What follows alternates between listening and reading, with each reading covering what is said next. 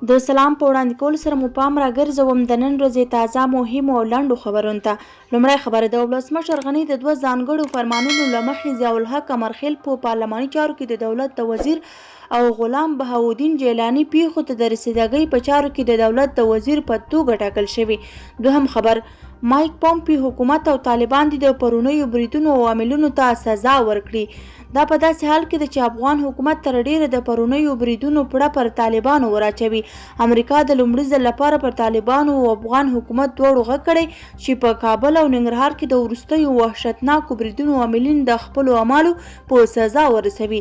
د امریکا د بهرنیو چارو وزیر مایک پومپیو ویلي پر مالکانو هر ډول برید د بشري حقوقو نقض او پر نوو زیږیدلو ماشومانو برید وحشت ګڼل کیږي.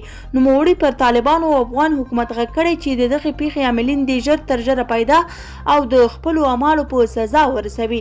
دریم خبر بهرنیو چارو وزارت وایي چې په سعودي عربستان کې له 600 توقیف شوو افغانانو 240 له بند آزاد او افغانستان ته راستانه شول. بهرنیو چارو وزارت په خبرپاڼه کې راغلي چې په سعودي عربستان کې د افغان سفارت د هڅو په پایله کې له یادو 600 کسانو 240 چې د کورونا وبا د خپرېدو پر مهال د مهاجرتي اسنادو او کنسلي ستونزو له امله توقیف شوي او له روغتیایي ګواښونو سره مخ وو.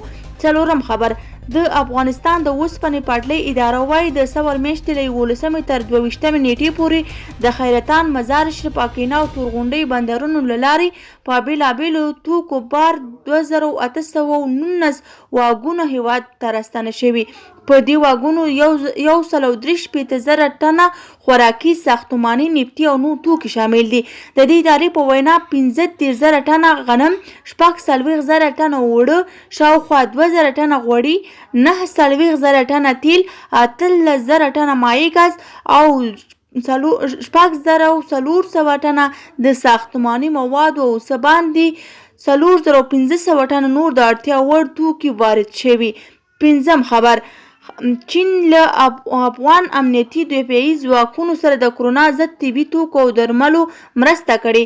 په کابل کې د چین سفارت وانګ یې ویلي چې دا توکي پرون د چین د وسلوال پوځ په یوه پوځي الوتکه کې کابل ته ورسېدل. هغه زیاته کړې چې یاد طبي مرستې د کابل په نړیوال هوایي ډګر کې د افغانستان د ملي دفاع وزارت مرستیال منیر یوسفزاده ته سپارلي. سفیر وایي چې هیواد یې هر ډول سخت وخت کې د افغانانو سره اوږه په اوږه ولاړ دی او خپلو مرستو او همکاریو ته به دوام ورکړي. زموږ ویډیو همدومره وه. که مو خوښه شوې وي ویډیو لایک او چینل سبسکرایب کړئ. له توجه څخه مو مننه. تر بیا ښې